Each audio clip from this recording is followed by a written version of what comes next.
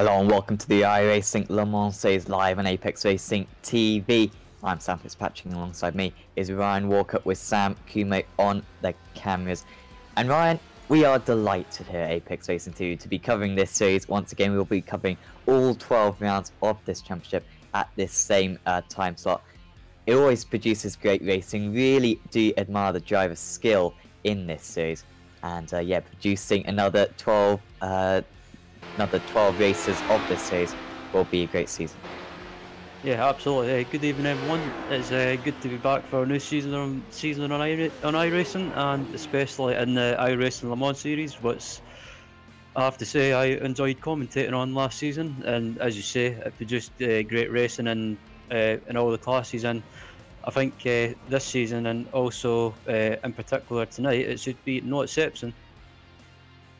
Yeah, see, this is a Interlagos circuit. It used to be on the World Endurance Championship schedule. Don't think it's coming back anytime soon, unfortunately.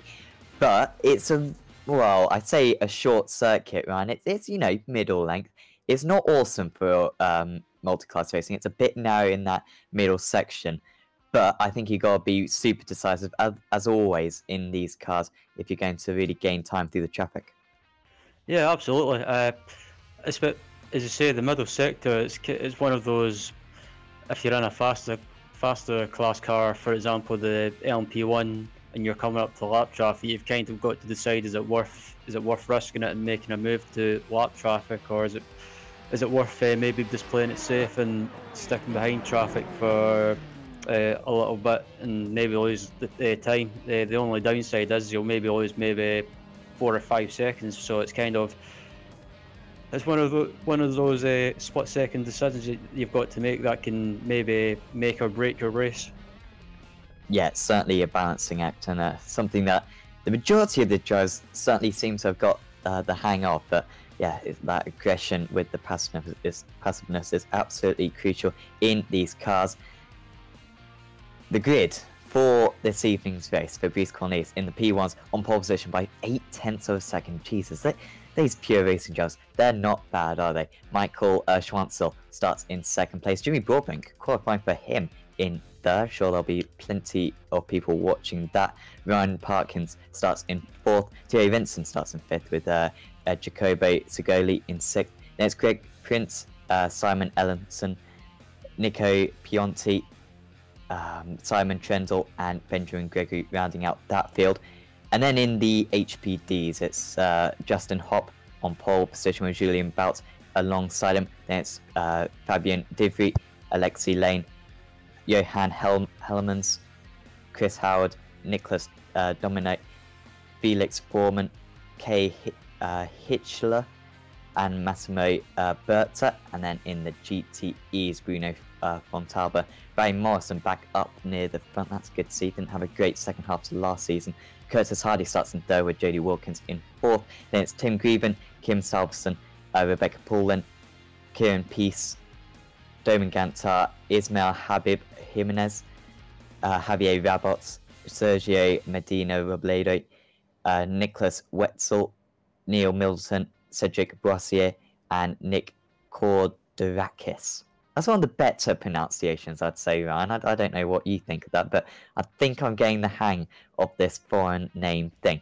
But about to start on the formation lap, and yeah, like I said, those pure racing drivers, really good. Fabrice Cornelius on pole position by 0.8 of a second. It's incredible how both him and his teammate Patrick Wolf can find that extra half second in comparison to their rivals.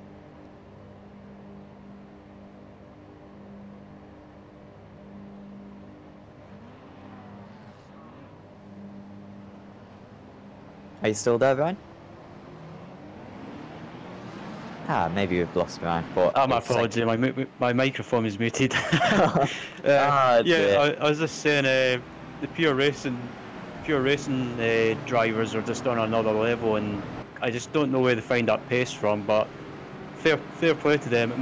They've found something in the setup that they can not say exploit, but they can find that bit more pace with. And yeah, fair play to them. As but hopefully they'll get a bit of a run for their money tonight. Yeah, absolutely, and a relatively new look P2 class as well. Just a quick word on them. Justin Hobbs starting for pole position. Oh, we've got a big incident. Whoa, contact! Fabrice Cornelis is round the pole sitter. We were talking about how dominant they were in qualifying, and this was the incident then. And did he blink out? Yeah, he was blinking out, and yeah, just the driver behind did not see him, and that is Fabrice Cornelis with a big issue. But I think the race is about to get underway here. Now we're just rounding this turn 13. Pace car about to come in. I think Cornelius has retaken the lead then, but we question how much damage has that P1 got. We'll find out. 60 minutes of Interlagos coming up. Michael Schwanzel starting in second place. The pace car is in. And Fabrice Cornelis goes. Really good start for one of the P1s just in the background there. The Audi going to the outside, could be 3 wide, going into turn 1, but just backing out of it in the end. Side by side actually going through turn 2, and there's almost a little bit of contact. I think there was a little bit of contact there. Jimmy Broadbent there just making the position on Simon Ellenson in the P2s. We'll just go back to that class quickly. And still Justin Hopp leading from pole position with Julian Bouts in second place, getting a little bit feisty for third position just behind as well. Maybe going for a move down the inside is Alexis Lane. And that's a very nice move down the inside there and got that position fixed. And in the GTEs as well, it's all squabbling here. Almost a little bit of contact, but Bruno Fontalba getting a really good start. I think that was from pole position. Yes, it was. Yeah, it's good to see that everyone made it through turn 1 in one piece, and yeah, no major issues from what I can see on lap 1 into turn 1, apart from Fabrice having a bit of an oops moment. But yeah, apart from that, everyone made it through turn 1 safe and sound. Yeah, very good quality driving still going on in this GTE class. But out in the lead, and Fabrice Cornelis has lost the lead then. So is that damage really costing me out there, or is Michael Schwanzel just using a little bit more energy to get that move done right now? We'll have to wait and see later on. But Fabrice Cornelis already dropping back a little bit, and Schwanzel using a lot of energy down that straight. Marco, going down the inside there was Ellenson. Oh, almost a little bit more contact, but round the outside using a little bit of boost, and Ellenson can make that one.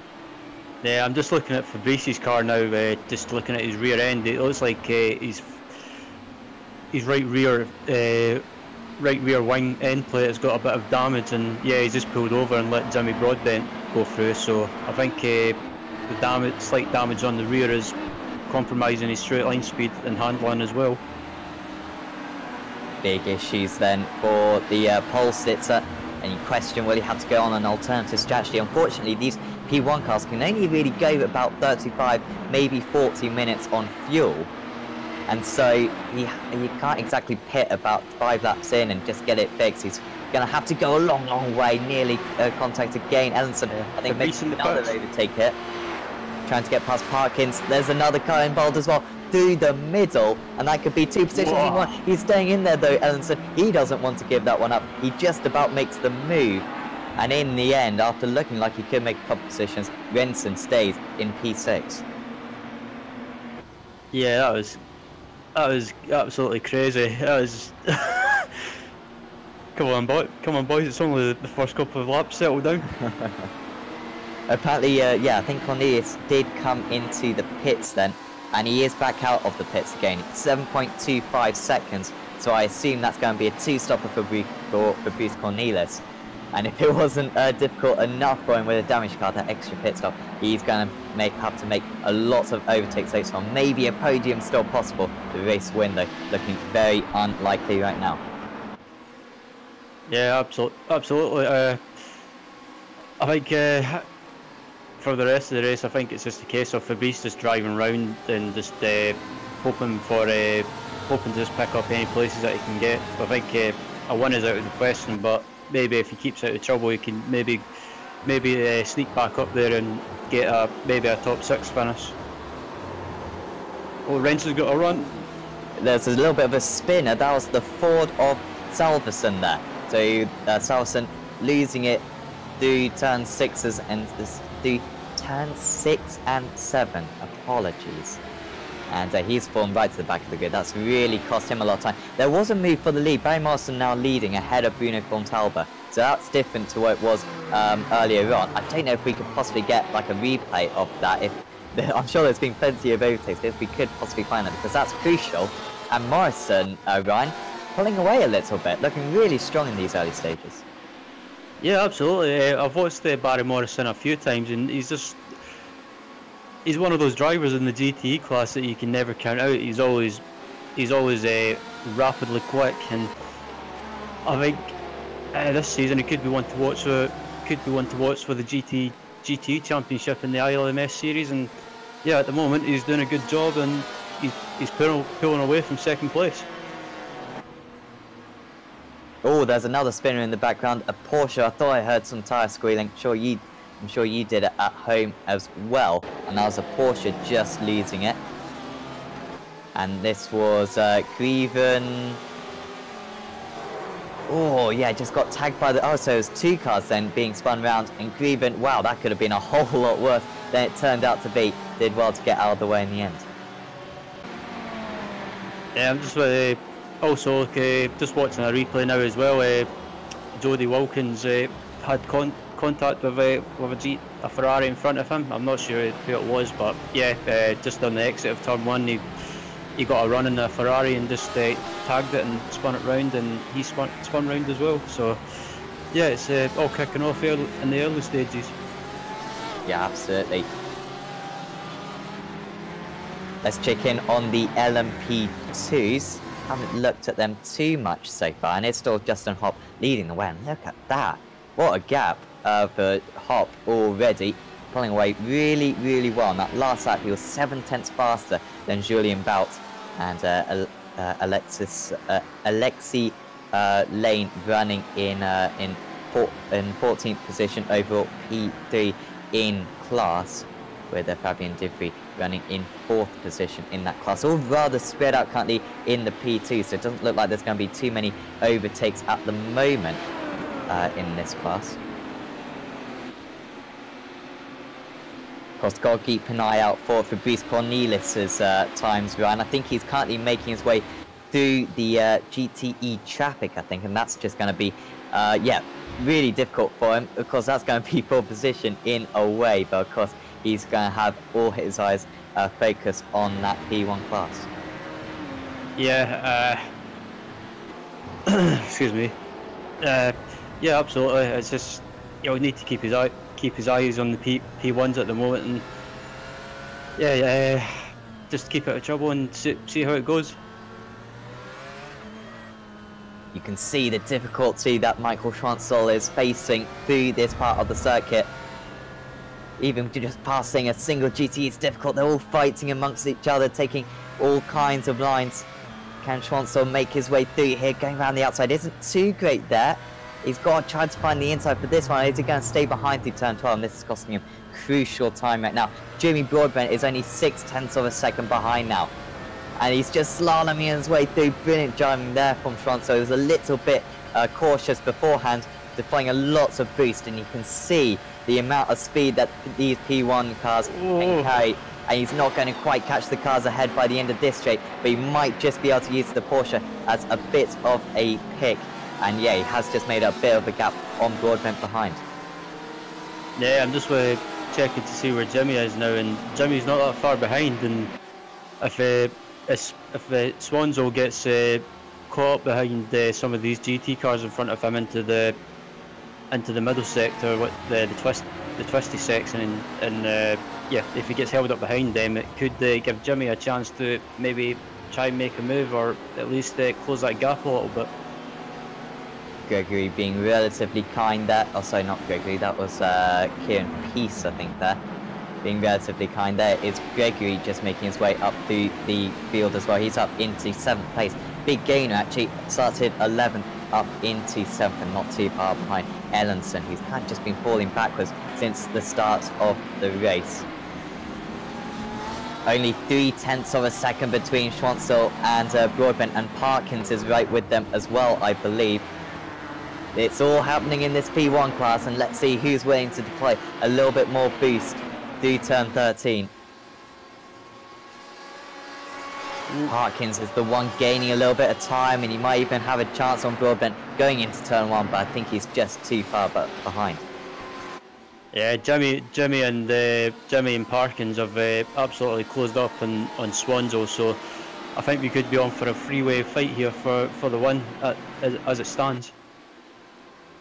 I'm not sure if it's these guys' pace or whether it's the track. I think it's a combination, but on that last lap, Fabrice Cornelius was 3 seconds faster than Michael Schwanzel, and maybe bringing himself back into contention. It's a little bit too early to say, but after making an early pit stop, he's going to struggle to get back into this race, but certainly playing in the times, which is going to give him the best chance.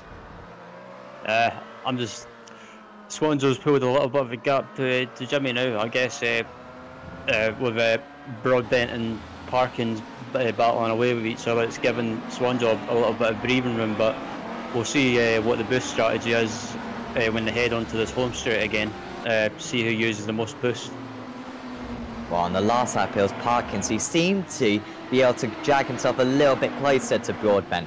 This time, pretty much matching, if anything, the gap to the leader, just coming down a little bit. But here comes Parkins now. It's only 0.2 of a second, and now that slipstream effect is going to really kick in. Broadbent feels the need to go defensive. Parkins could have still gone to the inside there, but was reluctant to, maybe fearing so he doesn't want to waste too much time fighting Broadbent. And it remains the same as it was on the last lap. It's Schwanzel, Broadbent, and Parkins. Yeah, I'm not sure why Parkins tried to go to the outside there when he could have maybe tried to go up that, tried to look up the inside. But I guess he was maybe trying to do a bit of a bit of a cutback. Oh, P1! Oh, there was a P1 sideways in the background there. Oh, and into the wall is Segoli. Big issues for Segoli, and I think he's kind of wedged into that wall or something. Not quite sure what's happened. But did he have an issue?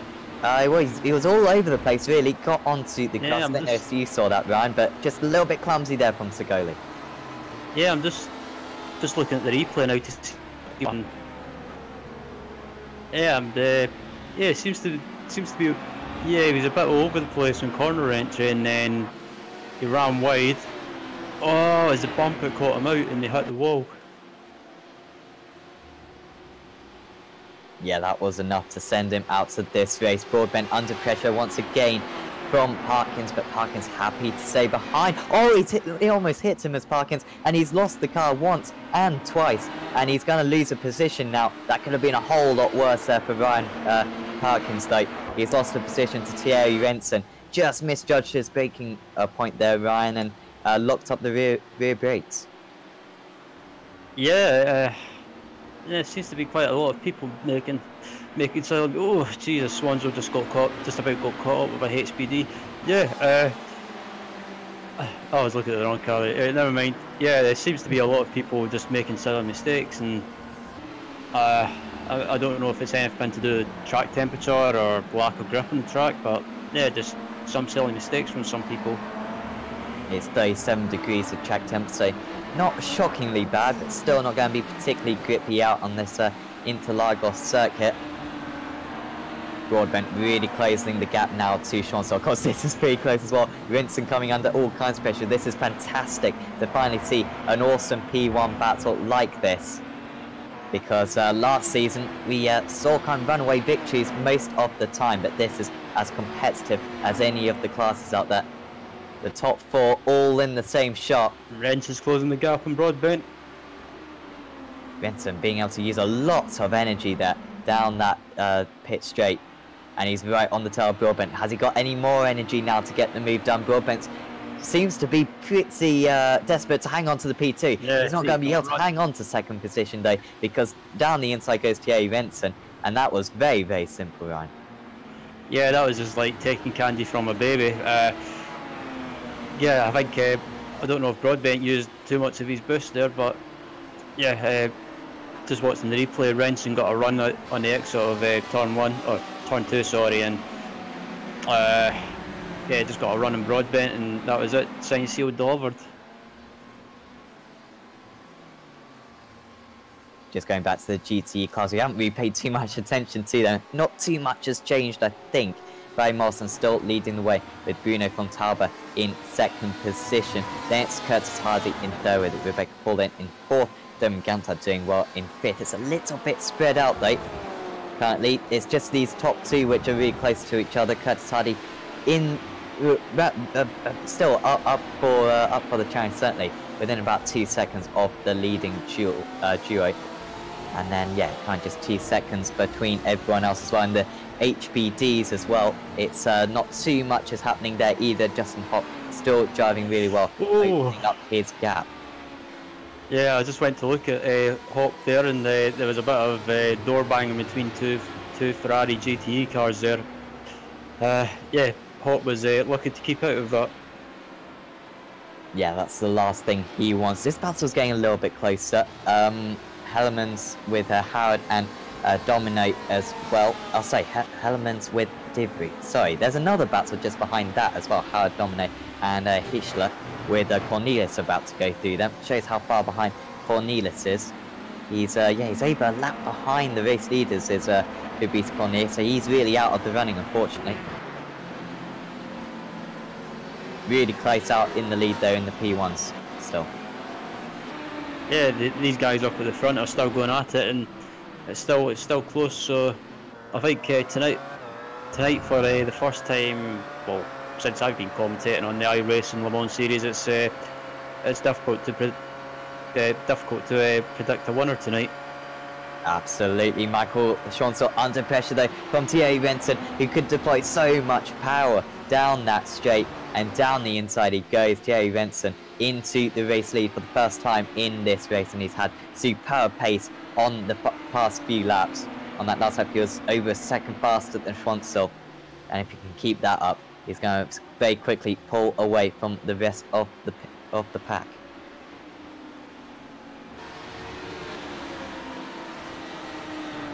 Broadbent still holding off Parkins. Those two have been glued together for this entire race. But Parkins, after that mistake, how costly could that end up being? We'll have to wait and see later on, I guess. Also reaching another group of traffic. It's the HPDs this time that they're going to have to negotiate. And that's, I wouldn't say it's necessarily easier than the GTEs. It really depends on track to track, but the HPDs, not easy to make the moves on either. Yeah, absolutely. The HPDs are, I would say, straight line speed wise, are probably kind of evenly matched with the LMP1 cars. But on the exit of corners, the LMP1 cars just have that. Oh, Jesus! Oh. Yeah, I was just looking at Renson there. He went to go around a GT car, and oh, Jesus, that made me clench. Yeah, I just saw a little bit of a shot of that, and yeah, he was practically on the grass, wasn't he, trying to make that move. But he's still got a 4/10 lead. I think these two are teammates, because they're wearing the same livery on training paints. So that's what I'm assuming, at least. So you'd expect that they're not going to take each other out, probably working as a team, those two. But really closing back up again. All of a sudden, it's Schwanzel looking the faster out of these two. But this one's just going to carry on going for the remaining 2 minutes. Yeah, I think Renson and Schwanzel are in the same team, I believe, or the liveries look similar anyway, so they might be in the same team. Could be wrong, but yeah, it looks like Renson and Schwanzel are not really battling each other too early at this stage. Broadbent all of a sudden right back onto the rear of the driver in 2nd position. Hasn't been using too much energy through this part of the circuit. It's getting super clustered just ahead, right to the inside. That was so nearly contact with the wall, and having to jump on the brakes there was Schwanzel, and through goes Jimmy Broadbent through the middle of all those cars.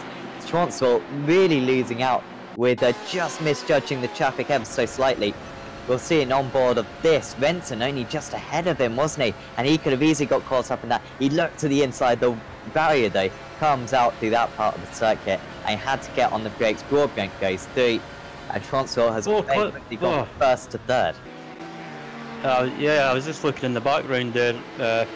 I seen contact between a P1 car and a GTE car. I'm not sure it was, but I just seen them having a bit of a door banging incident, and yeah, that was scary to watch.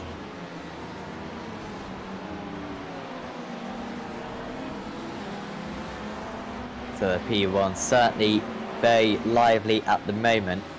And just carries on to swing momentum in this race. Broadbent now seemingly the one with the momentum. He's only 1.7 seconds off the lead now.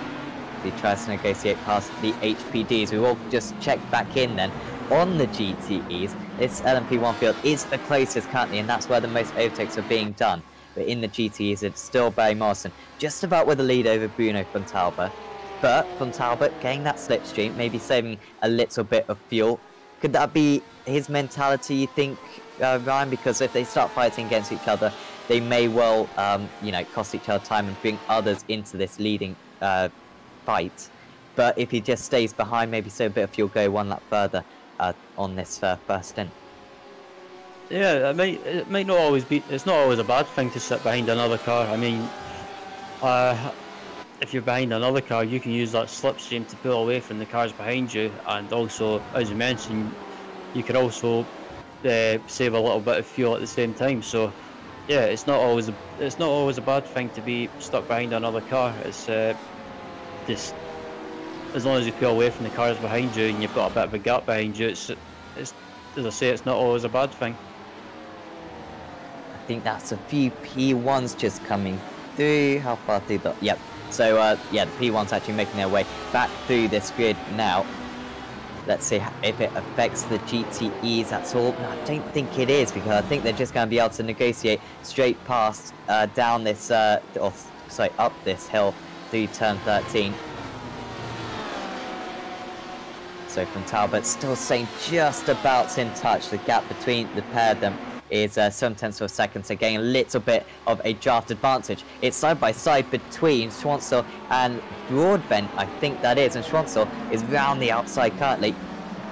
Oh, this is... So nearly contact between the two of them, and now here comes Ryan Parkins. He's going to go around the outside through turn 3. He's going to have to go off the circuit to make this move. Either side of the GTE they go, and still side by side they come. It's going to be 3 wide into 4, but Parkins with the more bravery, and he's made that move. Yeah, Swan's got a run in him though. Trying to retaliate is Schwanzell, but he drops down another position, not down to lack of pace, but just getting caught out with a couple of these back markers. Yeah. Also behind them is Fabrice Cornelis, I believe, but he's a lap down, I think. So. But I might be trying to unlap himself. Yeah, he's unlapped himself, and I think Swanzo just decided to let him go and not fight him.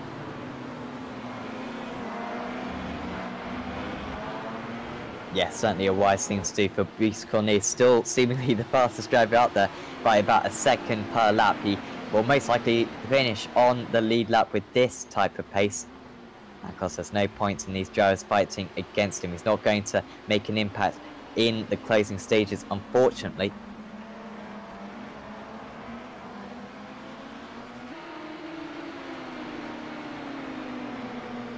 Still Justin Hopp absolutely flying out in the lead of the P2s.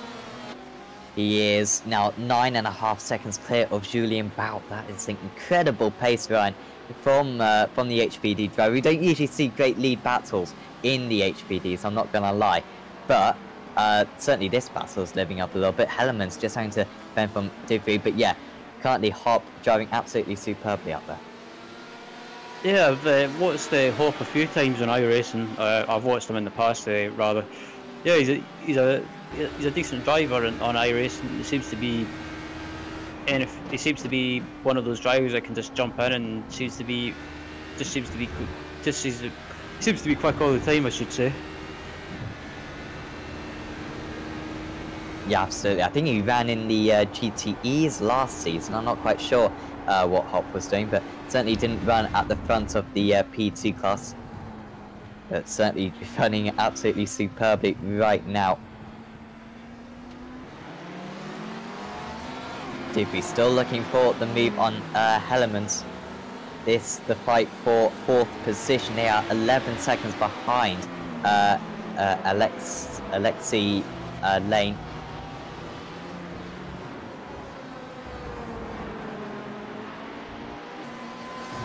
And just an issue for Fabrice Cornelis, I think. He seems to be dropping down the field a little bit. Maybe gone in for another pit stop, has he? No, he's okay. It was just my time screen, I think, glitching out. Anyway, back to that Divry Hellemans fight. That was 0.2 of a second hit. Not close enough to go for the move.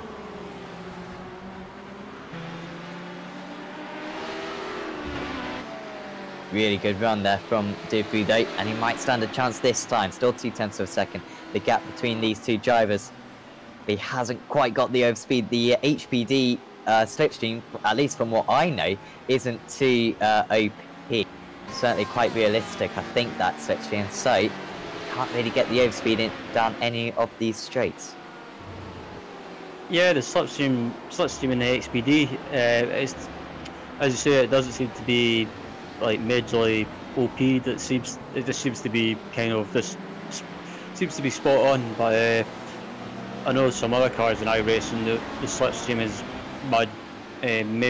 massively overpowered.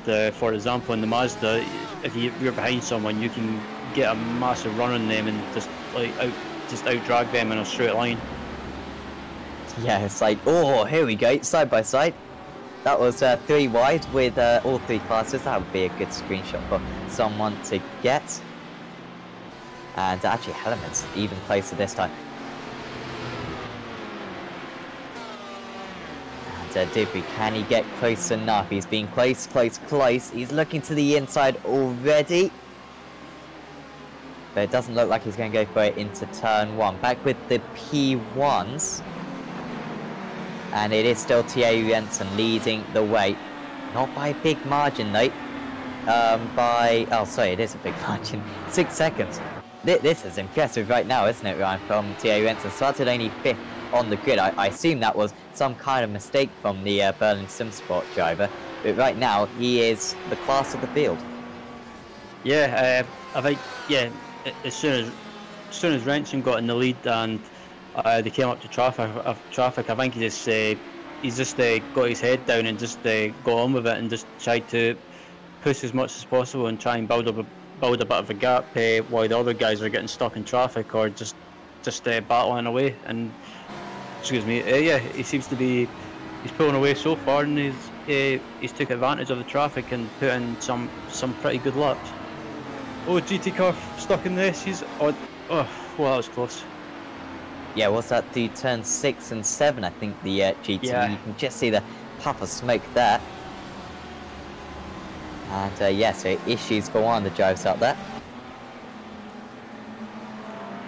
Yeah, as soon as I seen that happened, I thought, please don't pull back on the racing line in front of the leader. Yeah, absolutely. We've all fallen victim to that a few times.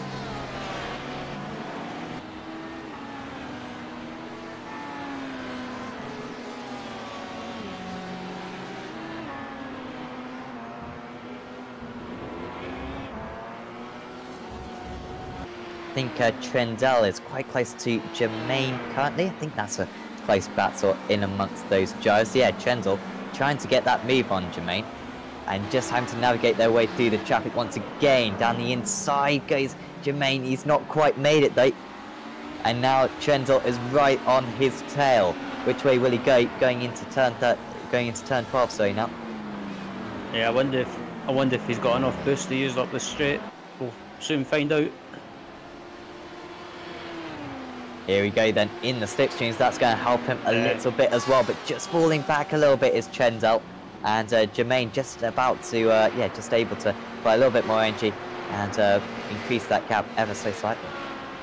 Yeah, I thought Trendell would have had a run on Jermaine, but I guess Jermaine had more than enough boost saved up to use on the run up to the home straight. So Yeah, it's interesting to see what what kind of strategy these guys are going with regards to using the boost, where to use it and how to use it. So it's pretty interesting to see where people are using it in this on some parts of the track.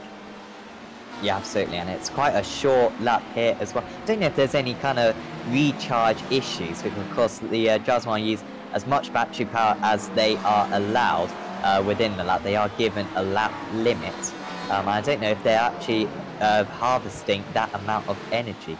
I know certainly when F1 used to come here, they used to struggle to get that much energy. They'll just about making the move there. That was getting very awkward with the GT. Yeah, I wasn't sure if the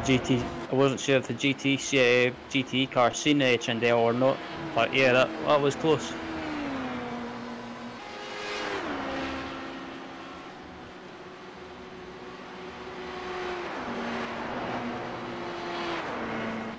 Of course, kind of reaching now the pit stop time. Would not be surprised if we saw a few P1s in very, very soon.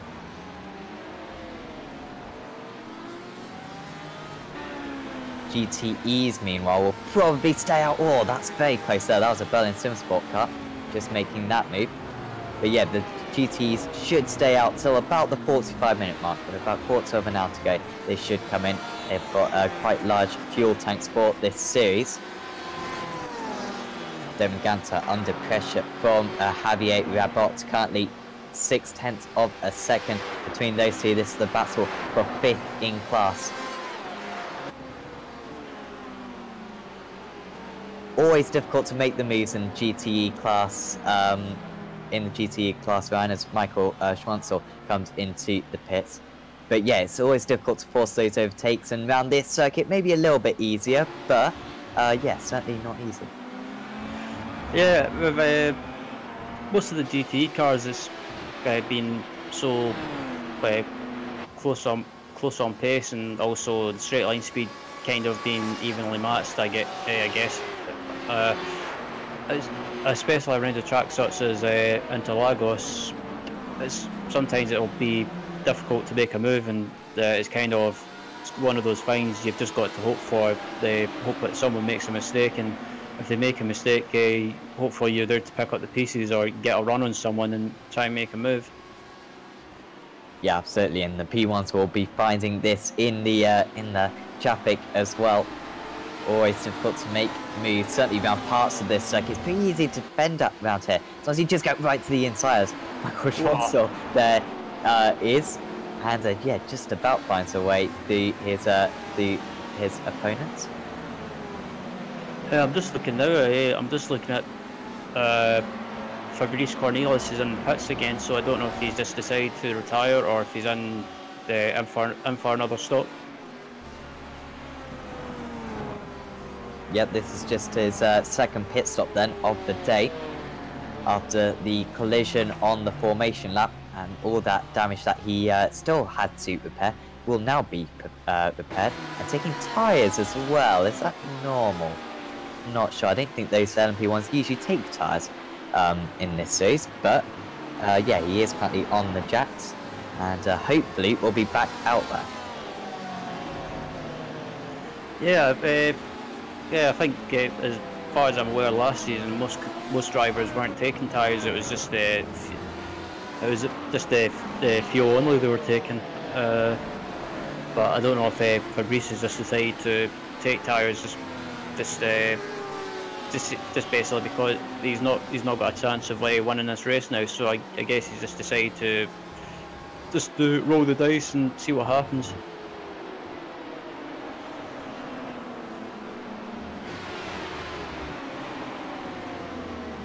Yeah, he may as well just treat this as a bit of a test. He can still get a little bit of experience in this car, in this series, with so many drivers on track. Of course, we did just have a quick look at the GTE lead. Ray Marston's still leading that one, so that's really going to come down to the pit stops, I think, between him and Fontalba, although Fontalba in the last few seconds has just dropped out of a second gap of the race leader. Yeah, I'm not sure what happened to Jimmy Broadbent.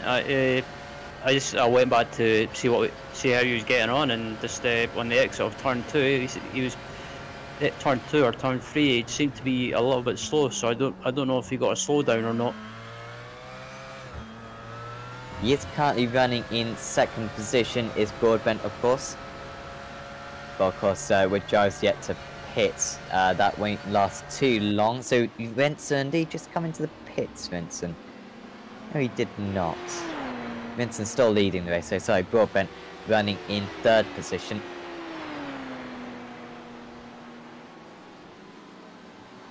And by a rather comfortable margin, 9 seconds currently over Ryan Parkins. Wait to see if Schwanzell's tactic, Ryan, of coming in a little bit earlier will work. Do you think that's a good strategy from him to hit a little bit earlier than the likes of Broadbent and Parkins? It could be worth a shot. I mean, it doesn't do any harm to try something different in the strategy instead of trying to go as long as possible and try and run the tank empty. I mean, maybe pitting early might not always be. It might be worth actually just giving it a shot and see how it goes. I mean, it's only week 1 of the new season, so if it doesn't work out, it's not the end of the world. He's still at the end of the rest of the season rather to go back to a normal strategy if that's what he decided to do.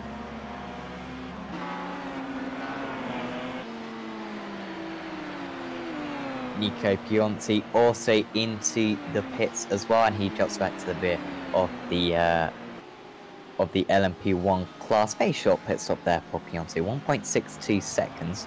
I don't know if there was maybe an issue on that pit stop, but sorry, 12 seconds was Pionti's pit stop time, so not too bad for him whatsoever.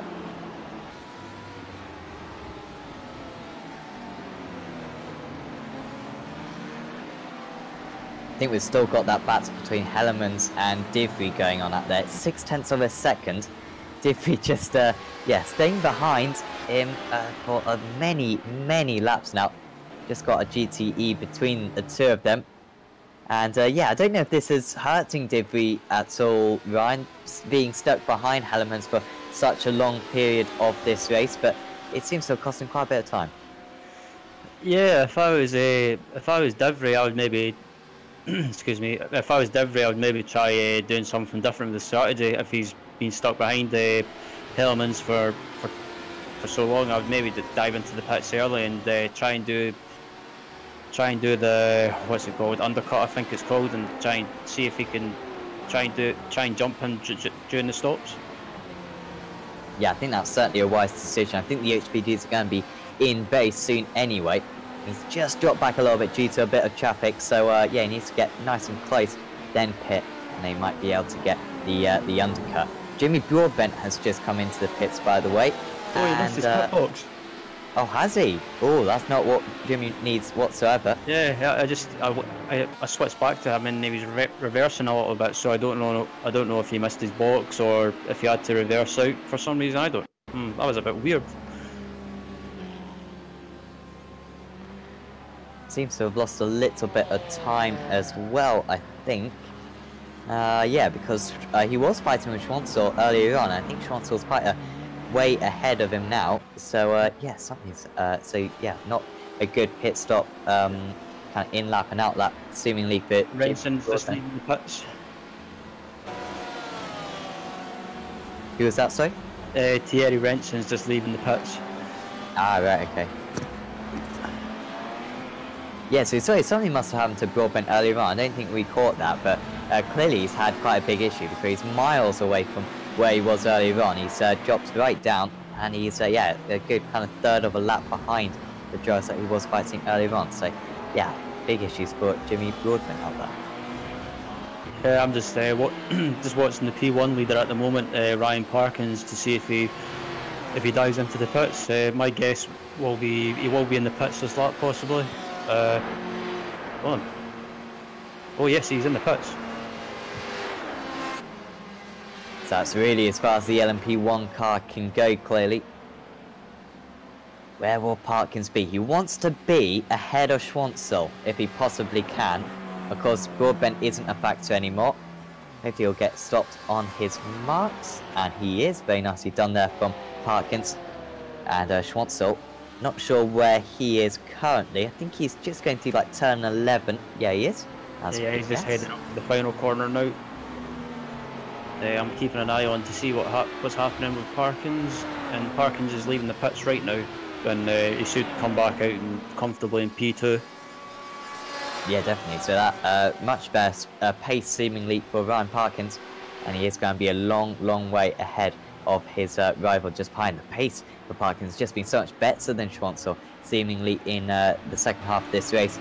About a second a lap seemingly in those final few laps in the first stint. And yeah, that's really helped him have a comfortable second position, currently 16 seconds ahead of Schwartzel.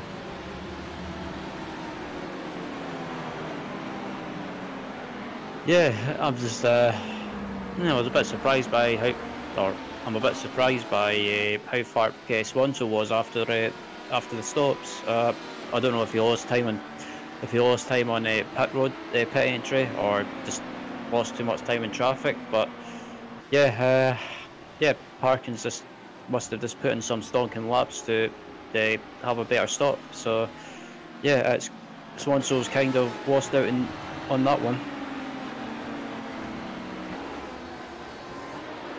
Yeah, there must have been something that happened to Schwartzel. They maybe made some contact with Broadbent. I'm not quite sure, but both of them a long way behind from where they were earlier on.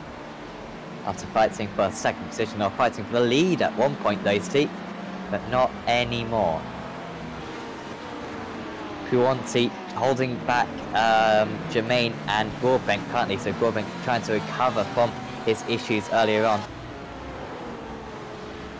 And actually Trendell not too far ahead either, so this lot have been going at it all day long, and Broadbent joining the party as well. And let's see if he can make a move going up the hill through turn 13.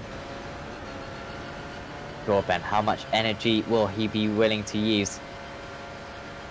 Getting a little bit of a draft, but so too it's a draft just ahead. And can he use the GTs as a little bit of a pick? There's almost a HPD they're getting in the way, and Broadbent might be able to benefit from this. It's going to be side by side through the centre S, and Broadbent is almost found. He's somehow hung on to it though. The downforce in that P1 car helping him so much, and now he's got to try to navigate the HPD as well. And it's side by side. Broadbent still on the inside, and he's made the move. Yeah, I'm just looking back at the replay now to see what happened there on the exit of turn 2, and I wonder if there was a bit of contact. I'm sure there was, but yeah, a bit of contact that caused Jimmy Broadbent to get sideways. So yeah, it's getting feisty in the closing stages. Yeah, absolutely. He should be able to get Puanti and Trendell by the end of this race, but I think the likes of Parkins and Gregory are way too far up the road for him. Yeah, Jimmy's closed right up to Puente as well, so he's got a run in Puente on the exit of the corner. Should be by him possibly, or maybe not. Yeah, Puanti wants to hang on to this one. Just behind as well is Jermaine trying to get involved. It could be too wide between the LMP1 cars going into turn 1, but just about Broadbent moves ahead. Puanti hangs on to P7, but I'm not sure how much longer he'll hang on to it, because Jermaine looking very feisty just behind.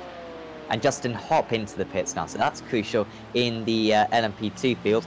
He's seemingly pretty much the first one to pit. Hellerman's also coming into the pits actually, and Lane as well. Yeah, that was I was just watching that heading down into turn 1, and I thought there was going to be a massive accident, but fair play to Broadbent, Puente and Jermaine. They managed to make it through.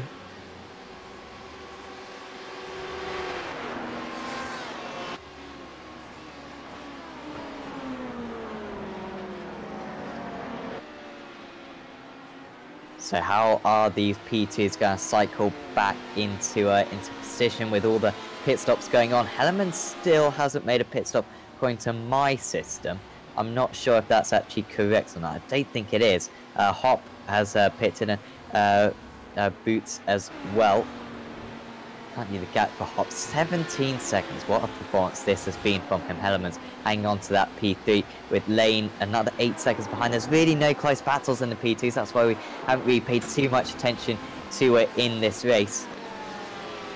Oh, I just went back to watch Hop into the final corner, and he got sideways on the entry, but he managed to hold it luckily.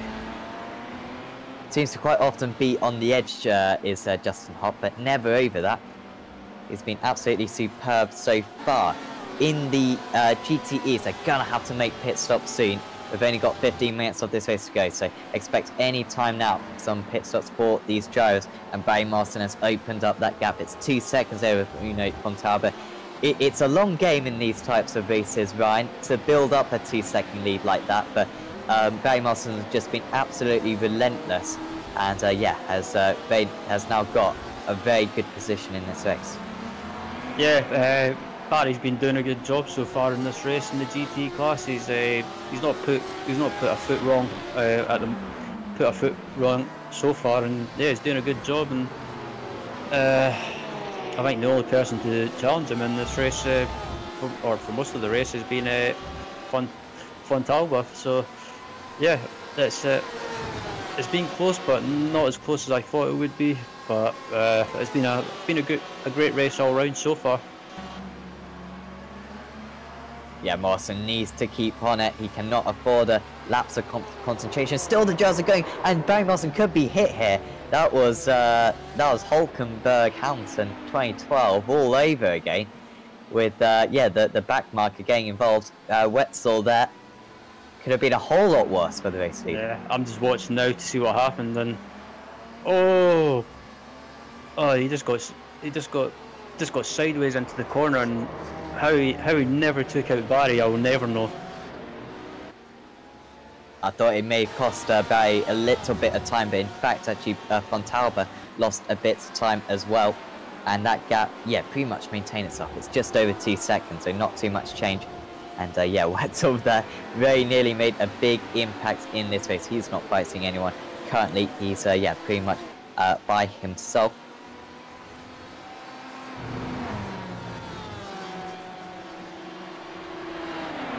Yeah, I'm just looking back up at the front in the P1 class, and yeah, it looks like Renson's got a bit of a, he's got a 5.5 second gap. So yeah, it's so he's doing a good job so far, Thierry, and if he just keeps out of trouble in the final, what have we got, 13 minutes, he should be on course to win this race.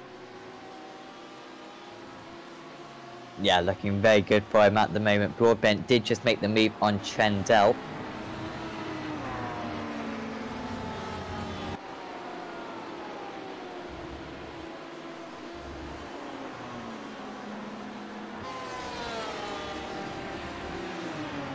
And I think that's going to be about it for him. I don't think he's close enough to Gregory to make a move. Yeah, Gregory's a long way ahead, isn't he? Yeah, Gregory almost spoke too early though. Yeah, I was just about to say, Gregory, he's heading up onto the home straight, and yeah, almost took out a GT car. That was a bit of a empty your bells moment.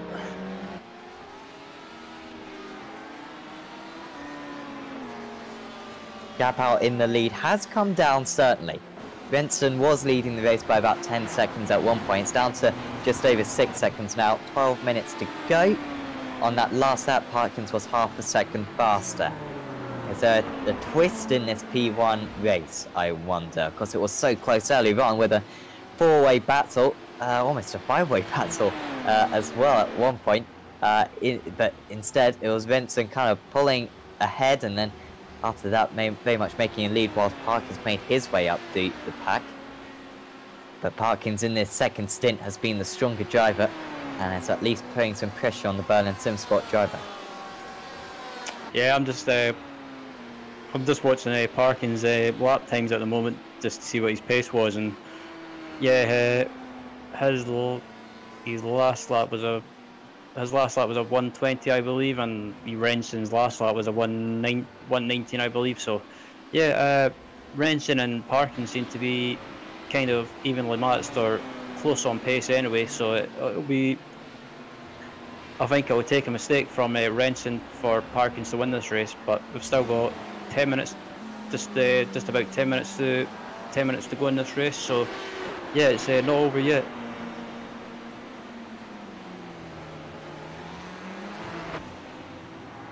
Yeah, gaps continuing to come down. Well, on that lap, Menton was actually 1.2 seconds quicker, but on this lap, the gap has come down by about 4/10. In the second sector, he was 4/10 faster, was Parkins actually. In the third sector, 3/10 faster. Fourth sector, quarter of a second faster. So he certainly does have pace, does Parkins, but he has got to be absolutely faultless from now to the finish if he's going to stand any chance as we approach the 50-minute mark in this event. Yeah, I'm just looking back through the field, and I can't really find any close battles at the moment or anything that's worth watched. Barry Marston, so he is into the pits. We have seen a few pit stops actually in the GTE class, but Morrison into the pits, and was that Von Talbot just behind him as well? Yeah, I think it was. So they're both stopped. Barry Marston taking tyres there. Yeah, because they can take them.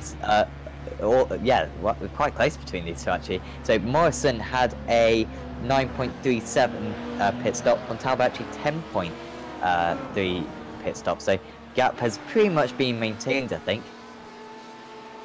And it is now a straight fight between these two to the end of the race, but it's going to take some effort for Bruno Von Talbot to overhaul that deficit. Yeah, I'm not. I was watching Barry to see if he did take tyres, but I'm not sure unless it's me just going blind. But yeah, I'm not sure. I'm not sure why he would want to take tyres. I mean, there's only like just under 10 minutes to go, so. If I was Barry, I would have just took fuel only. But I think I'm led to believe for this season or last season, I think it was, you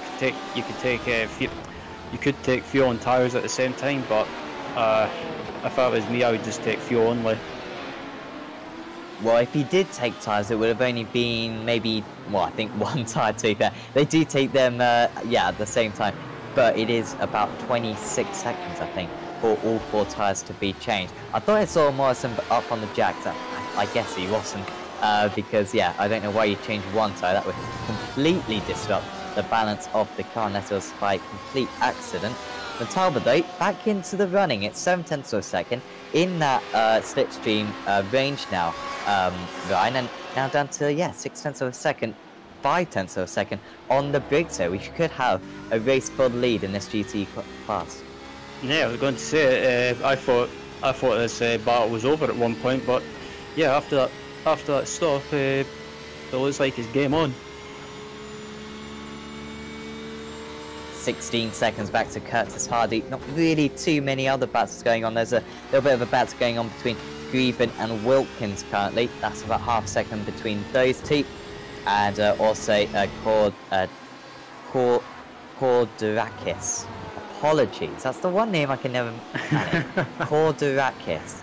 I'm going to be saying that in my sleep tonight to try to pronounce that one. Of course, we have had plenty of naming issues over last season. Of course, if we say anything wrong, please let us know. We don't wish to offend anyone, apart from Ryan with his French racist jokes. And so just let us know and we'll take it on board. Von Talbot's not off, but he may as well be. That's ruined the race for the lead. Yeah, I'm not sure what happened.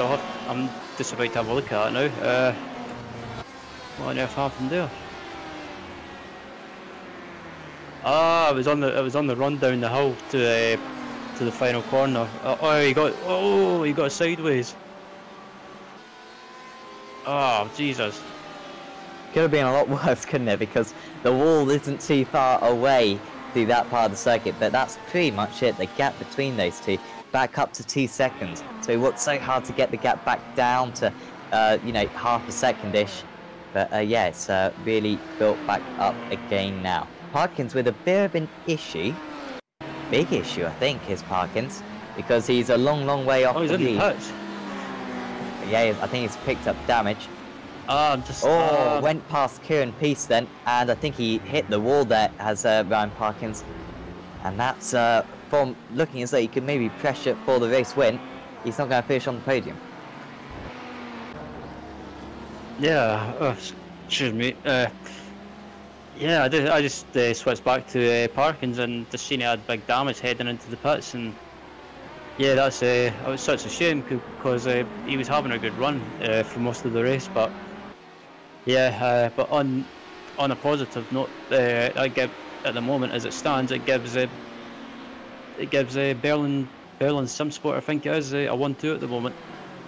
Yeah, absolutely superb for those guys. Also superb for Benjamin Gregory as well, driving really well in 3rd position, and pretty much picked up from other drivers' mistakes, up 8 positions from his start. What a drive that is from Benjamin, and quite a comfortable P3 currently. That'd be a fantastic result for him. Yeah, I'm just having a look through the field again to see if there's any battles worth keeping an eye on. But the only one I can see at the moment is still Barry Morrison and Bruno Fontalba. Yeah, it's still about 2 seconds, that gap, isn't it? It's not really changing too much. Fontalba seemingly has been the slower driver throughout this event, and so he's going to need a big mistake from Barry Morrison if he's going to have any chance. Some traffic would really help Bruno Fontalba right now. It's back down to 1.9 seconds now, so maybe he is the slightly faster driver in these closing stages, but he's only got maybe 3 more laps after this one, I think. So yeah, just needs to hope that a P1 maybe affects his rival a little bit, and he might still have a chance. Yeah, I was just about to mention that Benjamin Gregory's been having a great run in this race so far. He's not been involved in any big incidents. He's just kept out of trouble. He's not been the quickest in the race, but he's kept out of trouble and just kept his nose clean. And yeah, he's been rewarded with sitting in 2nd place at the moment. And if he can hold on to that and finish there at the end of the race, I think it'll be, for me anyway, he'll be driver of the race. Yeah, certainly from a long way back, Benjamin Gregory. Also, still really close between Jamie Broadbent and Simon Trendell. Broadbent made that move a while back. Only 0.3 of a second though between the two of them, and I think there might be a move relatively soon here. Maybe not really soon, because it's very difficult to make a move through this part of the circuit. Unless, of course, you go for a bit of a surprise attack. You can kind of do that into this next one. Of course, the drivers take quite a wide entry. And we wait to see how much deployment there will be down the up turn 13. Broadbent getting good acceleration there. Can Trendall you just use a little bit more energy? He is dragging himself a little bit close, but Broadbent very comfortable going down into turn 1, I think. Gap 0.6 of a second. Yeah, I thought Trendall would have had a bit of a run of him up into turn 1, but I guess Jimmy just had a little bit more boost, a little bit more energy rather saved up. So yeah, I wonder if Simon might play something different with the boost strategy and just maybe save a little bit of energy for heading into the final lap. Yeah, he's going to have to try to save a little bit of energy through this part of the circuit, and then yeah, really go for a move down into turn 1 if he possibly can. Just thinking with the laps right now, halfway around the lap is Thierry Renson currently. He could force an extra lap here. It's going to be right on the limit, I think, whether or not there's going to be an extra lap, and that could just catch out a couple of drives potentially. Of course, if you're in the pit stop for half a second longer than you have to be, you don't really want that whatsoever. So these drivers push it right to the limit. Let's see if Trendell can get the move on Broadbent this time, but once again, not got the energy. Now he uses a little bit more energy, and he's going to be quite close here as Trendell. He's going to close in the slip. Close. Broadbent goes defensive. Trendell might still be able to go to the inside, but didn't fancy it. But that was, yeah, used a lot of energy that time there, Ryan. I hope that wasn't all the energy he had spare. Yeah, I was just thinking, I wonder if he's used a little bit more than he wanted to, just to try and close up on Jimmy or keep up with Jimmy. But they've got GT traffic up ahead as we head up to this twisty section again. This could possibly play into the hands of Trendell. I think this is going to be the last lap for these drivers.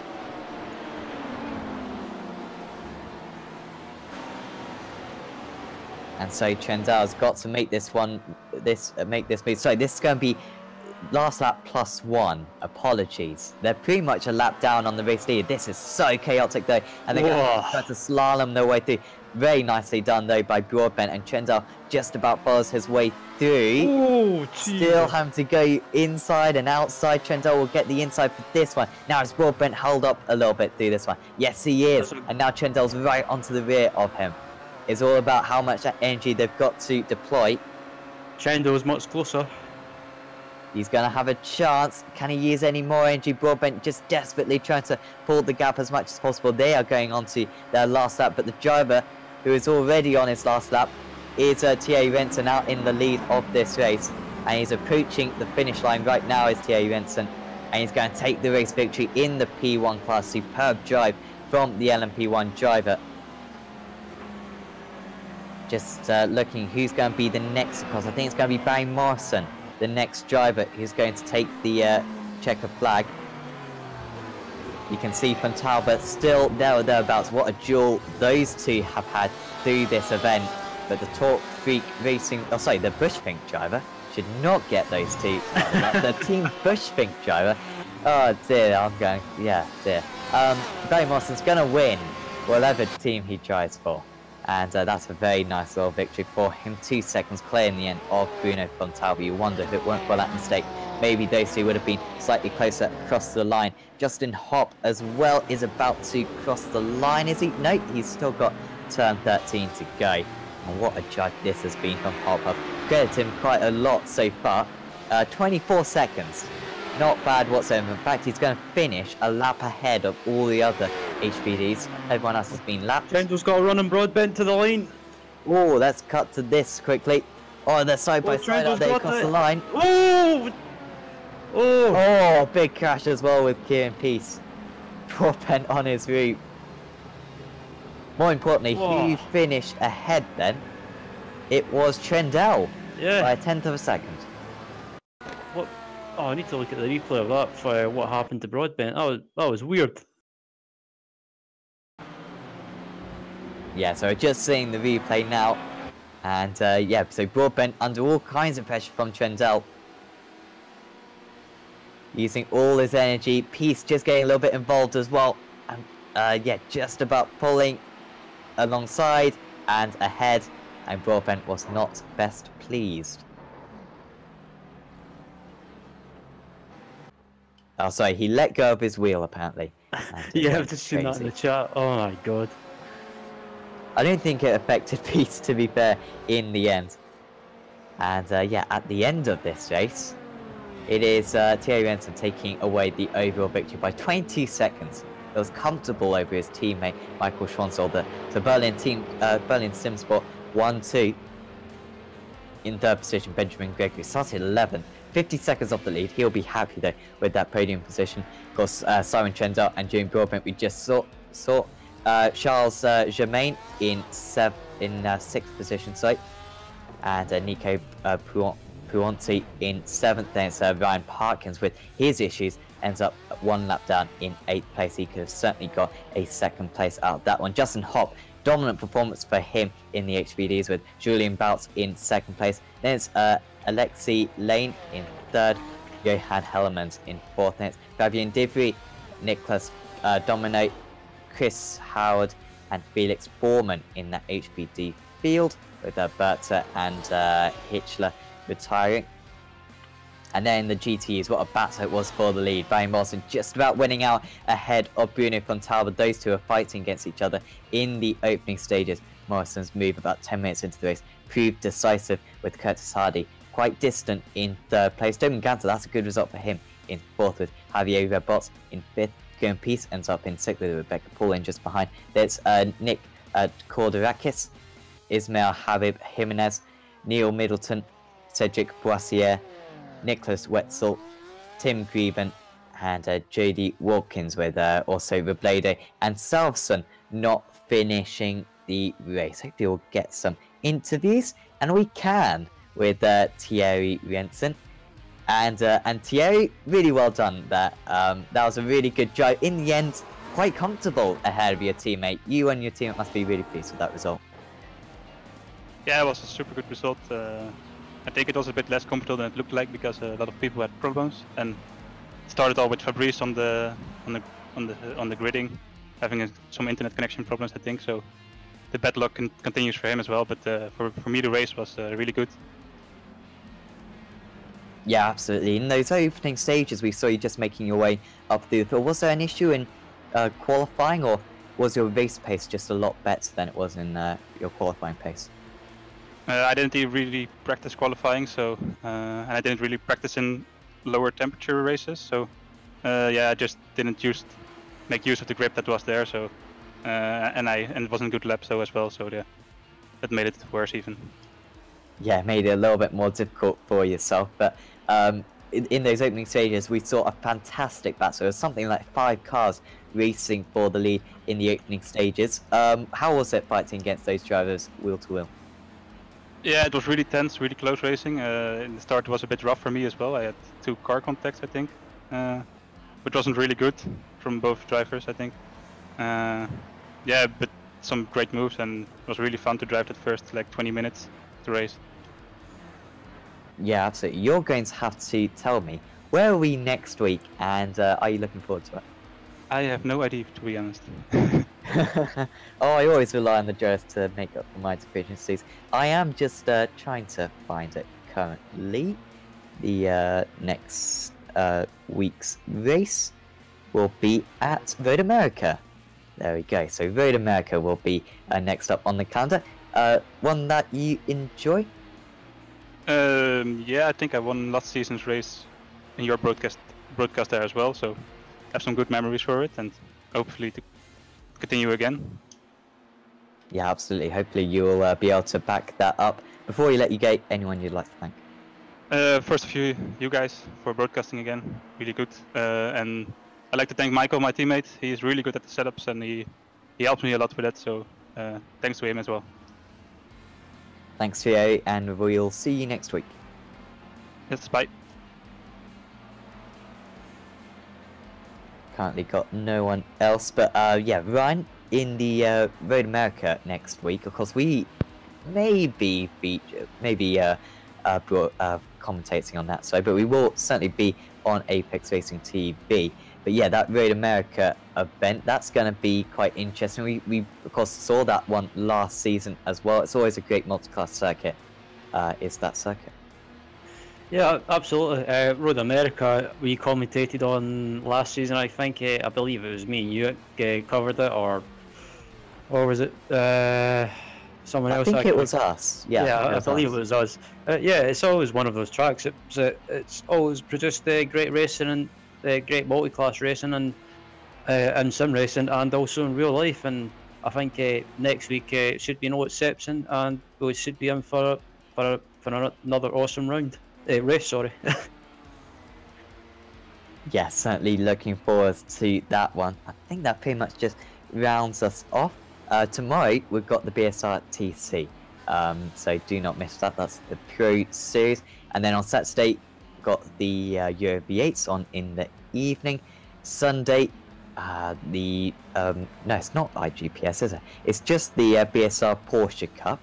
So that'll be the first race in that series. And yeah, next Wednesday we'll be back with us. But for now, from me, from Ryan, and from Sam, we'll say goodbye, and we'll see you next time.